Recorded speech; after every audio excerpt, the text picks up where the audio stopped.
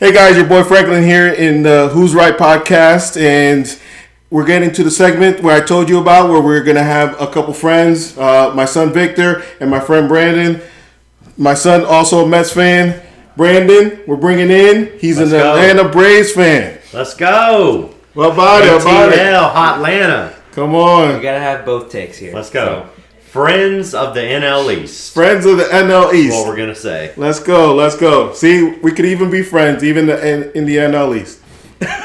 Most of the time. And before you guys say anything, we know that Braves fans and Mets fans don't get along normally. But here, we're going to try to have a civilized discussion. So let's talk about baseball. That's what brings us all together, and that's what we're going to talk about today. Let's do it. Let's do it. So the first question I want to kind of ask the guys, we've had a lot of things going on this week about coaching changes and stuff like that, and we'll start with you first, Brandon. What are your thoughts on Wash leaving? Man, it's a big loss, Franklin. It's a big loss for the Braves. It's one I don't know if we get over. Not this year. Depends on who they replace with. Word on the street was David Ross has a lot of ties to Atlanta, and he might be willing to come back, coach third base for a little bit until Snit retires and take the job. But reports were Ross is only interested in a managerial position. So, but happy for Ron Washington. Nobody deserves a manager position more than Ron Washington. He just doesn't deserve to go to the Angels. Yeah, I mean, out of all the places, why the Angels?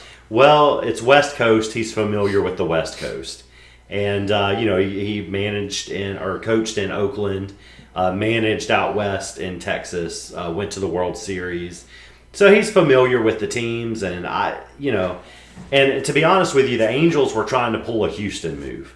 Organization is in disarray. Players are at each other's throats. Media problems galore.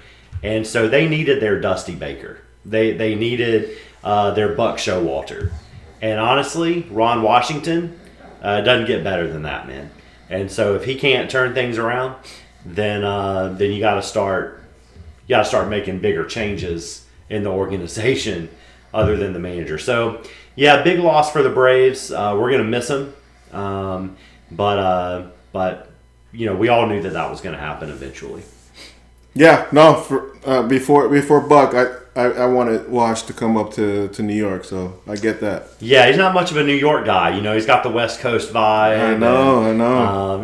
Kind of likes that. But, so not an East Coast guy, but... Man, I mean, and some of the players in Atlanta, I think it's going to be interesting to see how they bounce back from losing Wash. Like Ozzie Albies, it was like a mentor to him, and a lot of people say like a father figure to him. Mm-hmm. So it's going to be interesting to see what happens to Ozzie. Wash, no doubt, has instilled a deep culture. The biggest problem we're worried about now, guys, is who is Wash taking with him to coach. Because there's been a lot of rumblings that there may be some other Braves coaches headed to Anaheim. Oh. Well, he was a big part of the culture in that Braves dugout. So I imagine that a lot of the guys are devastated for him to leave. And so the culture is going to completely change in Atlanta. Do you think that's going to be something drastic that will completely change the way that the Braves play this year? Or is it something that they can look past and just get back to baseball? Yeah, I don't think it's gonna. I think he did set a lot of the culture. I don't think the culture is going to completely change because it is deeply embedded.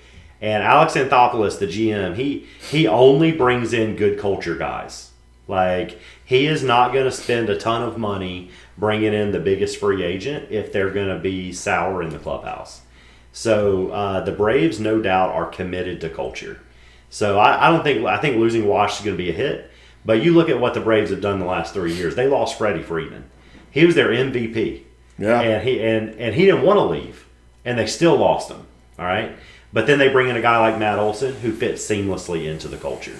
And then they lost Dansby Swanson coming off a Gold Glove and Silver Slugger year, best year of his career, and he walks to Chicago. They replace him with Orlando Arcia for $2 million and win 106 games. So the Braves are not scared. The organization is not built around one person. So I don't think you're going to see a drastic change in culture, but I do think you're going to see a couple of infielders hanging their heads the first couple of weeks of spring training without Wash there. Yeah. It's good. Well, let me ask you guys, what do you guys think? I mean, we got to talk. I mean, I know they're not in the NL East, but we got to talk a little bit about Chicago, right? And picking up Craig Counsell. Well, I don't know if you saw my previous video, but I had some harsh words for Craig Counsell. Yeah. And not because he didn't come to New York, because at the end of the day, we don't know what's going to work in New York, right? Until they get to New York. You think he was just using New York as leverage? Oh yeah, it's come out already. Yeah. That's what he wanted. He was using leverage. He wanted to get the most money. But I just, like I said in the previous video, I just have a hard time believing a guy who's fighting for coaches takes another coach's job. Mm-hmm. You know, he was out for himself, and that's okay. His prerogative. Yeah, but it's not a one-way dance, man. Chicago got rid of their World Series champion, set the culture of the organization. Then the Cubs are putting them on their shoulders, carrying them off the field. Then he becomes the manager, and the Cubs just ousted him to get Craig Counsell. Yep. Yeah. Well, with Craig, I don't really blame him for moving over to Chicago. I mean, it's an NL Central rivalry that he's going to get a lot of slack from Milwaukee. It's going to be... it is not going to be pretty. It's not going to be pretty when he goes back introduced to Milwaukee. No. Yeah. No. But when you say he didn't do the coach right, or the manager's right in taking this job, he really set the tone for managers to get paid. Because he had, an $8 million deal? $8 million, $8.5 a year. That's I think record setting, right? And so well, it's people are gonna look double at the that. highest. It is double salary. the highest. It is double the highest. But at the end of the day, how many managers are actually going to demand that? Let me rephrase that. Hold out for that. How many managers are going to do that? Well, tell me about the new manager for the Mets. Because I don't know much about this guy other than he's a New Yorker. He came from the Yankees. Mets pick him up. I mean, what is he, a player's manager? Is he going to do some cultural things? What are we going to expect from him? Guess what? Same thing with Counsell. We don't know. Because guess what? Yes, he's managed a handful of games for the Yankees. But as a backup for Boone. Yeah. No pressure. When you're the man, that's a different pressure. That's true, but I think when you talk about Mendoza coming over, you hear the best reports coming from the players, and that's where you want to hear from. Like you had Anthony Volpe speaking of so highly of Mendoza, and you look at the season that Anthony Volpe had as a rookie this year, and that's someone that you want to look at and say, if this is what Anthony Volpe is saying about a manager and somebody on their coaching staff that really set the tone, that's someone that I want coaching and managing over in the Mets organization. You're right, man. So he might be good for some of these young players the Mets are hoping to bring up this year and give a shot. I don't know. A lot of players talked a lot about Buck too. So. Well, here's the thing about Buck, man. He wasn't liked by New York media in the 90s, and he's still not liked by New York media 30 years later. So he didn't like New York media, and New York media didn't like him. And so public opinion often prevails in New York, man. Yeah, well, yeah. I mean, you gotta say what you mean and mean what you say, and if you dance around it, it's not pretty. No, it's not gonna work. This is the biggest difference between, I think, Buck and Mendoza is the age gap. Mendoza's a first-time manager. Buck had been doing it for so long, and Mendoza's he's gonna get his feet wet. He's going to kind of listen to some advice from different coaches around the league as it comes in. But this is his first time managing, so he's going to get the experience that he needs and really execute it this year. Buck had been doing things like he'd done it all for his tenure as manager in the major leagues. And it doesn't translate over the years, you know? Well, coming from a Braves fan, we're part of a healthy culture in Atlanta, all right? World Championship just a couple of years ago, 6-time division winner. There's a healthy culture in Atlanta right now. You can't put it all on the manager. And that's the thing about New York is that you got to there's always a fall guy. But honestly, I think now, even if like the new manager does well, he's not even going to get the credit. It's going to be the new president of baseball ops that gets the credit because you had an organizational problem. It didn't matter who the manager was. It was just the same result over and over again. And so now this time, though, you've got an outstanding president of baseball ops. If he's willing to deep clean the culture of the Mets, you guys could really be onto something. Well, and I'll agree with you there. Stearns is the one that's going to get the blame and the credit. He should. So it's not even about who's manager anymore, because I think the reason why Buck got a lot of the flack from the media and from the fans is because of his age. You bring in a guy with experience, that's the guy we rely on, you know. And now you're right. Stearns is going to get the credit if we do well, but Stearns is also going to get the blame. Not Mendoza, Stearns, and he should because that's what happens with the Yankees. Honestly, it's not Boone that gets the brunt. It's the GM that gets the brunt of most of the. I mean, you saw him at the GM meetings this past weekend. He kind of flipped his lid at the reporters because he's tired of getting. He went crazy. He did. He went crazy, and you might be able to get away with doing that at a random presser in New York City, but you can't do that with national media. At the GM meetings right after the season, you're trying to play nice, trying to make some friends. You know, that dude had a hard year. He did. It came out, man. He did. That was sad. But I gotta say, if Mendoza manages well this year, I think you got to give all the credit to Mendoza because it's going to be the little decisions that make the manager when he's bringing in relievers, when he's taking out his starters. But I agree with you guys. If he's not managing well, that's going all towards our Pobo this year. But we'll have to wait and see. Like we said, this is his first year managing, so I'm excited. You know, it's a new culture in Mets world. So, well, not yet. Well, we hope. Not a new culture yet. Listen, guys. Ever since Cohen bought the team, it's already been transforming for the past couple of years. You saw it in 2021. Yeah, we had an off year this past year. Or in 2022, sorry. We had an off year this year. A lot of bad juju going in. But that's, you know, it happens. It happens. But it happens a lot in New York.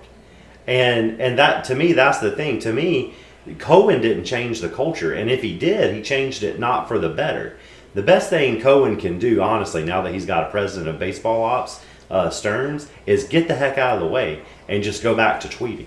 Or is it tweeting, Xing? One of those. Okay. That's the best thing he can do is just get back to tweeting and being the PR guy for the Mets and get the heck out of the business world. Because when you're in the locker room and you're watching, are the Mets gonna sell or buy? Like, what are they doing mid-season? And it's been a disappointing year, and every single player making tens of millions of dollars. They didn't talk about I need to go talk to Buck and find out what's happening. They didn't say I need to go talk to the GM and find out what they all said. We need to go straight to Steve Cohen and meet with him. And man, that's not a healthy culture when the players feel like they need to go talk to the owner about what they're doing. Cohen, to me, the best thing that can happen is for him to take a backseat. Well, you saw Cohen from the start. When he came on, his first initiative was to hire president of baseball operations.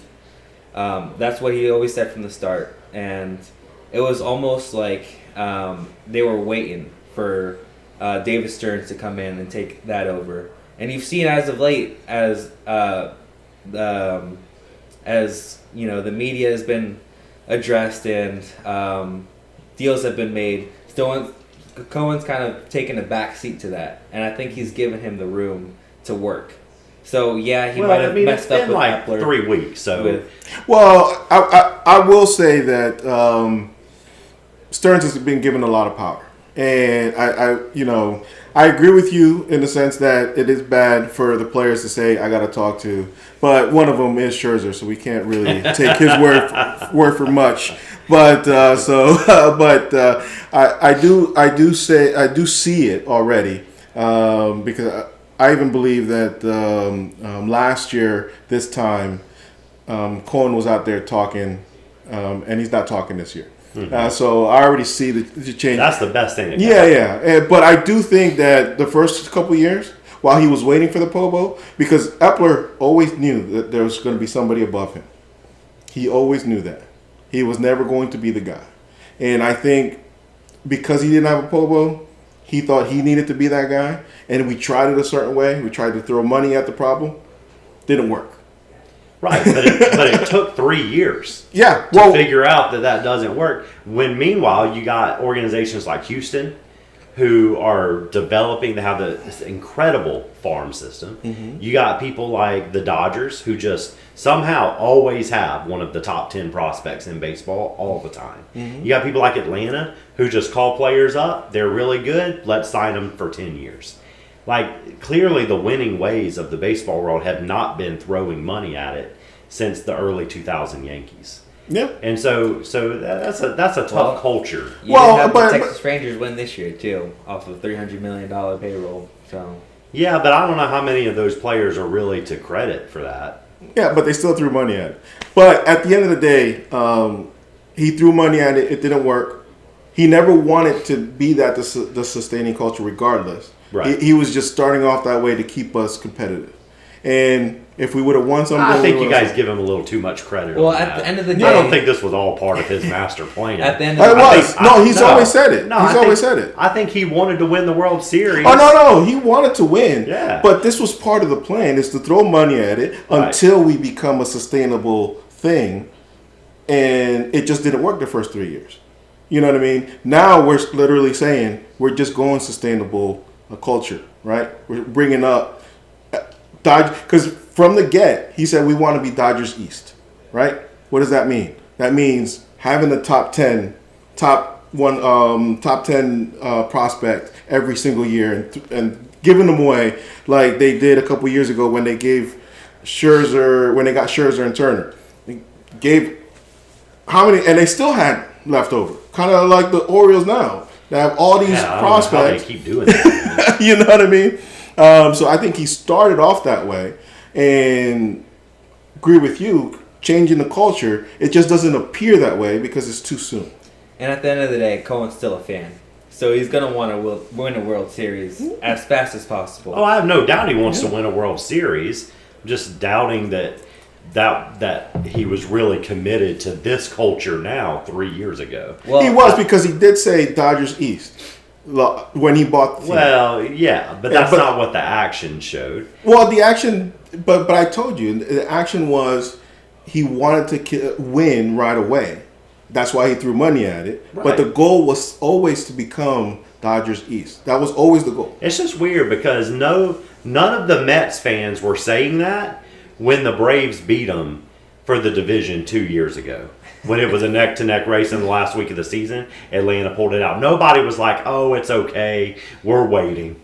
We're just waiting." Oh no one's saying it's okay. We're waiting on a Pobo. No one's saying we're it's just okay. waiting on a Pobo. But no one's saying it's okay. Steve knows. No, Steve knows this isn't going to work. No one's saying it's okay. New York is not saying it's okay. Nobody said it was okay when Scherzer's blowing up the locker room and Verlander's getting traded and Pham's got when all these people start leaving the Mets organization, the Mets become sell-offs. Like, nobody was saying, just all part of the culture. Like, this was part of Steve's plan. So no one's saying that. But now you are. No. That's not what I said. I said the plan was always to be Dodgers East. Not that what didn't work is okay, because it's not.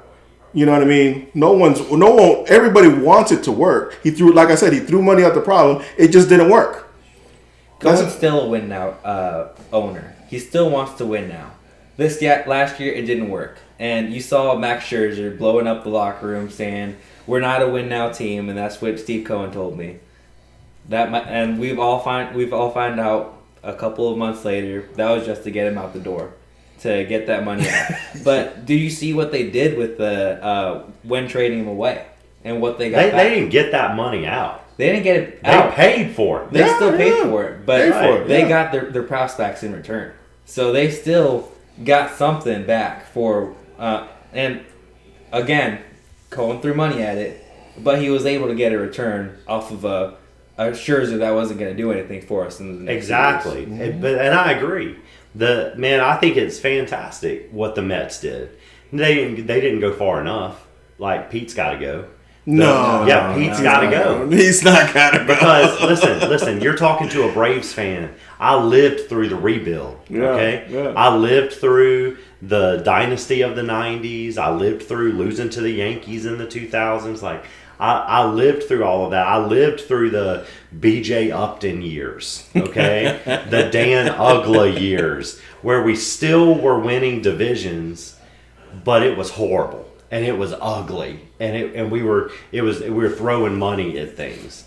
And then I lived through waking up the day before opening day and finding out we had traded Jason Hayward. And then on opening day, finding out Craig Kimbrell was gone. And going, what are the Braves doing? They tore the whole thing down. And it took about 3 years. And in 3 years after tearing the whole thing down, look what's happened in Atlanta. I mean, they are set up for decades to come. In their farm system with players who can win now, then they complemented with some free agency. And so if you're going to do that, Houston did the same thing before. Atlanta didn't create this. Really, Houston took analytics to the next level and started doing it this way. And so they're really the model.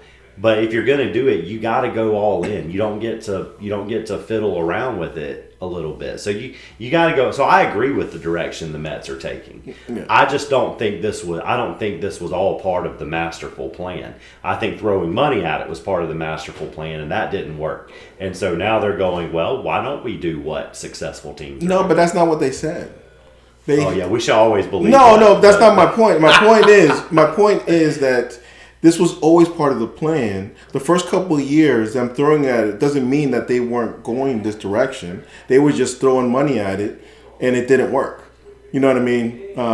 It was always part of the plan. So the plan was, let's throw money at it for 3 years, see if something sticks, and then we'll start. Why do you think all the contracts were the longest contract we have when Cohen bought the team is Marte? That's the longest contract we have.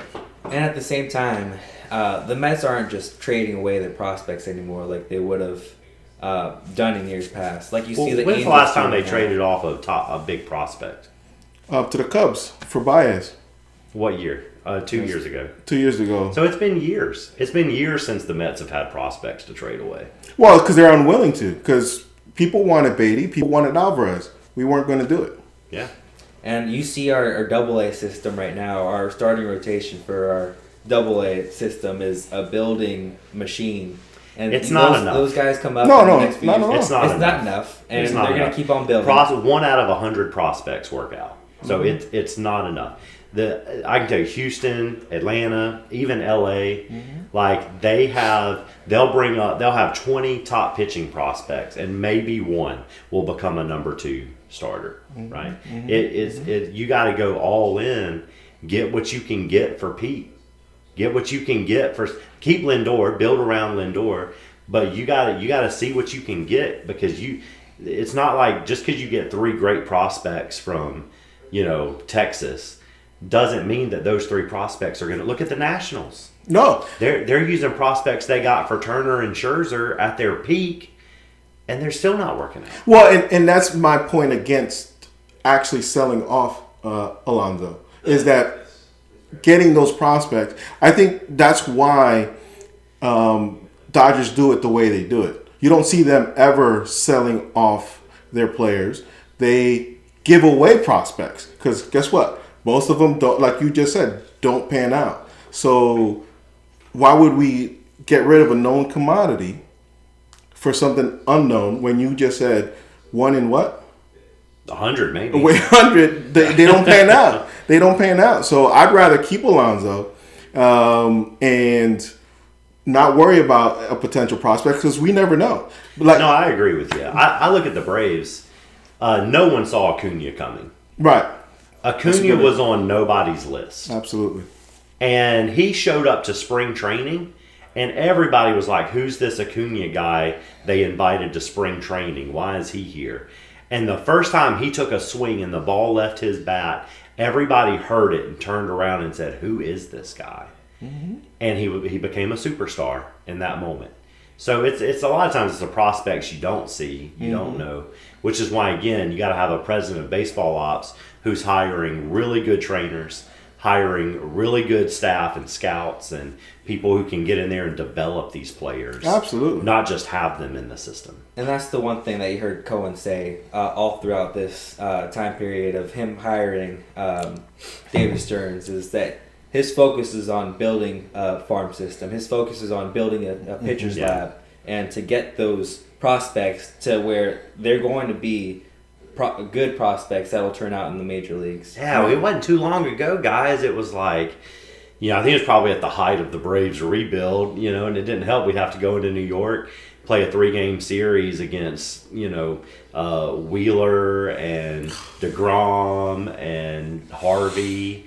And that was horrible, because we're putting up people like Pablo Sandoval hitting cleanup. It was some lean years, man, during that rebuild. So it wasn't too long, man, because those guys all came up through New York, right? Yes. Through the system. And it hasn't been too long. I'm just saying, you know what it can be. Yeah. Oh, absolutely. You know what it can be. And it hasn't been too long. 2 years ago, I would have said we're one piece away. We're 2 pieces away from being able to contend for a World Series. That all fell apart last year. And now we're probably 5-6 pieces away from winning a World Series. But Pete Alonso is one of those pieces that is going to be on your team for the next 5 years, next 8 years. And he's one of those pieces, when you talk about culture, he sets the culture in that, not just in the dugout, but on the field as well. That's what's scary, though, is because you don't want one player setting the culture. Well, you got a couple of those guys. Everybody said that about Freddie. If Freddie walks from Atlanta, how do you recover from that? He was there before the rebuild. He was there during Bobby Cox being in Atlanta. He played with Chipper Jones, the Hall of Famer. He lasted through the rebuild, won the World Series and an MVP in back-to-back years. And they let him go. And everyone said, you don't recover from that because that's a guy you build the cornerstone of your franchise around. And they've still won the division 2 years in a row since he's been gone. Because if you're depending on one guy to set the stage of the culture of the clubhouse, you can't control when he's a free agent. You can't control if he doesn't want to sign a long-term contract. Mm-hmm. And so that's super dangerous when you set that. So you've got to set a culture from top to bottom. Like, I'm talking from the announcers, which you guys have the best broadcast in Major League Baseball, by the way. Yeah. Like, it's got to be the announcers got to be on board, the custodians got to be on board, the concession workers got it. Like, it's got to be a top to bottom organization. It can't just be we got to keep Pete because he's a nice guy. And yeah. And you see it all throughout the field, though. You see Brandon Nimmo, Francisco Lindor all stepping up, and even till the young guys and Francisco Alvarez stepping up. It's just about getting that coaching staff with that right mindset, that same culture. I don't see it. I don't see the step up, But what I will say is from a distance. I mean, now I'm not in it like you guys are, so I'm probably really wrong. But just from the outside, seeing what's happening in Atlanta, I do see teams that have that same culture. I don't see that in New York. But I think with Stearns, you can see that in the next 2 to 3 years. But I think you're gonna have to do some hard stuff. I don't think the hardest year is over. I think there's still gonna have to be some growing is hard, and there's gonna still be some growing changes in New York, I think. Yeah, and I agree with you with the whole. It has to be more than just a couple players, and Tommy Pham alluded to that. this past summer Mm-hmm. when he talked to a couple Yeah. reporters, and he said that Yeah. some players worked hard, some players didn't. Whatever that means, Mm-hmm. who knows exactly what that fully implicates. But at the end of the day, it was not a full team Yeah. effort, and in that sense, I do agree that every player has to be towards the same goal. Yeah. Whether they're depending on how they're working, who knows? Because every player is gonna get ready differently, but the goal and the desire to get to that goal has to be unified. Yeah, absolutely. I guess we'll have to find out. Well, let's. We've been talking about our organizations for a while. Let's transition to talking about some of the awards that were given out this year.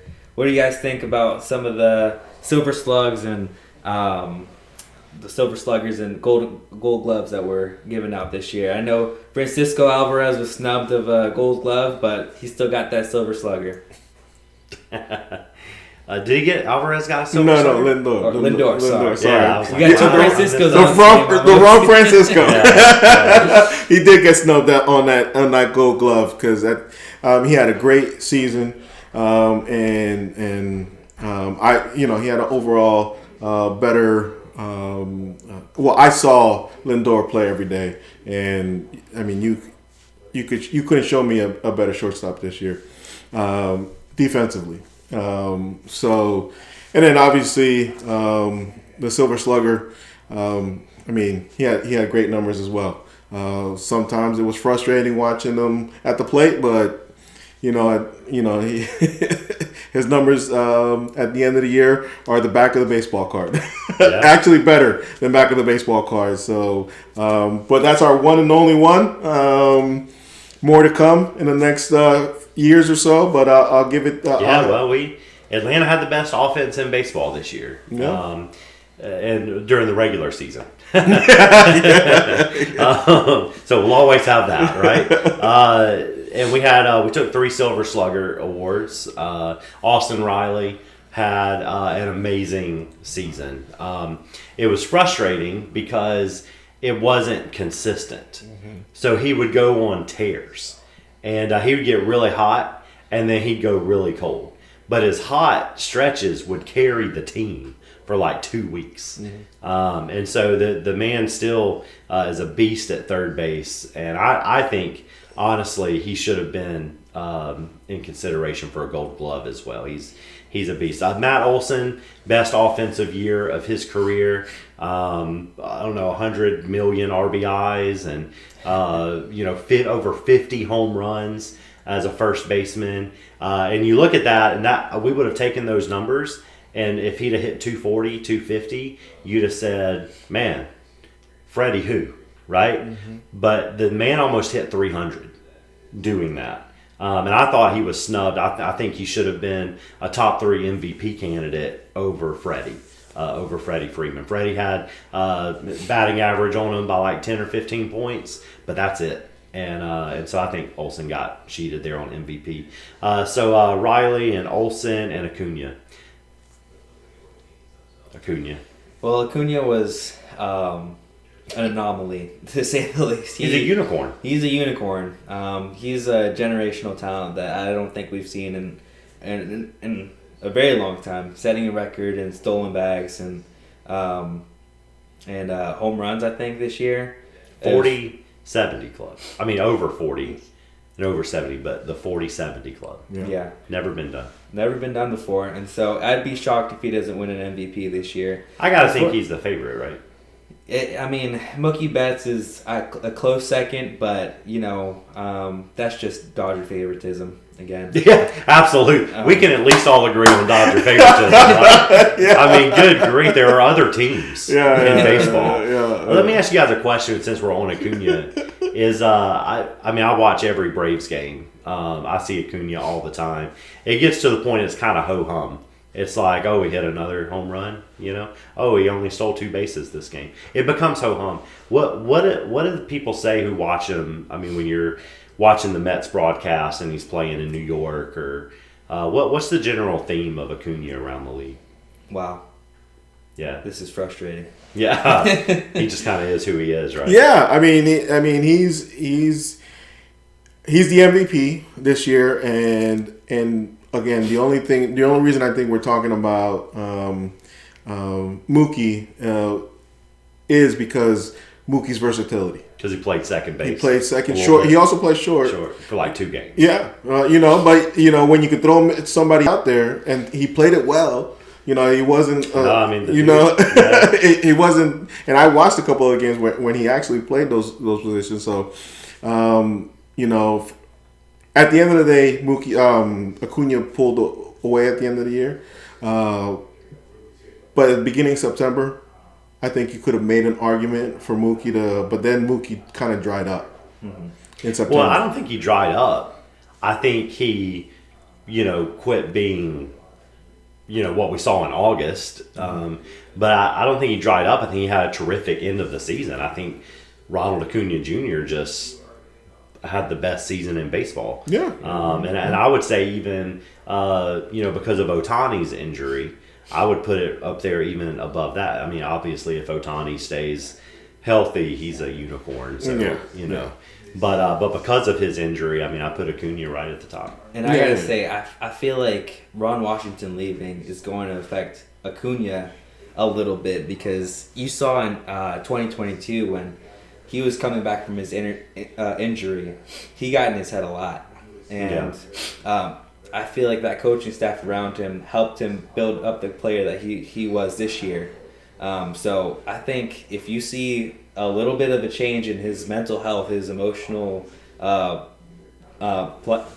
just remember last year when we were playing the Braves, I think someone hit a ball hard and he just stopped running towards the ball. And so it's all, if that kid continues to play, then he's good. But that's the thing about superstars. Once they let it get to their head, then it could be all downhill from there. Well, that's the good thing about this year is this was the second season removed from that. I mean, you got to remember last season he came back sooner than anybody had come back from an ACL tear. Yeah. And when he first came back, I mean, he was faster and stronger than he had ever been. But you saw some fear. Mm-hmm. And you saw him mess with the mechanics of his swing to try to make up for that. And maybe if they hadn't rushed him and gave him an extra 3 months and tried to bring him back in September instead of the beginning of the season, maybe you wouldn't have seen that. But you saw Acuna play not at 100%. Mm-hmm. This year, you saw him play post ACL at 100%. And so there's no reason to think he would digress. And honestly, even though everyone is going to feel Ron Washington's absence, including Acuna, you're exactly right about that. Acuna leans more on Eric Young, because Eric Young is the base stealing machine.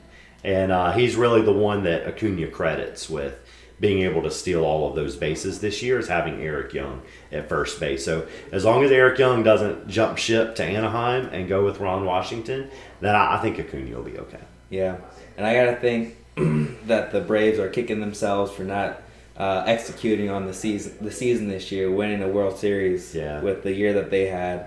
Yeah. But so are the Mets. They kind of wasted another year of Francisco Lindor having a terrific season. Is this the best season Lindor's had as a Met? Best seasons he's of his career. His career, yeah. Wow. Yeah. Even with Cleveland. Yeah. He has most home runs ever. Yeah. So. And I think he had a broken pinky or something like that during the season. No, that was last year, but he did have an injury again. Sometime this year. Yeah. He's always he's playing. We have him for 7 more years, so 8 more years. 8 more years. So let's see if we can do something with him in that time period. Yeah. Yeah. Player. Absolutely.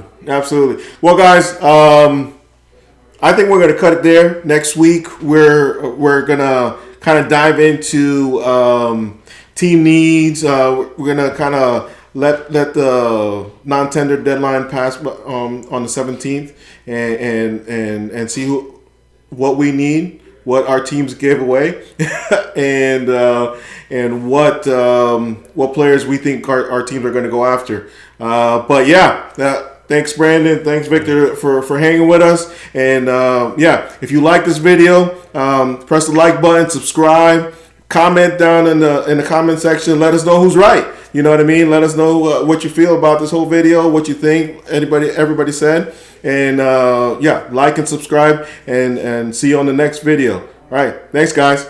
Peace, guys.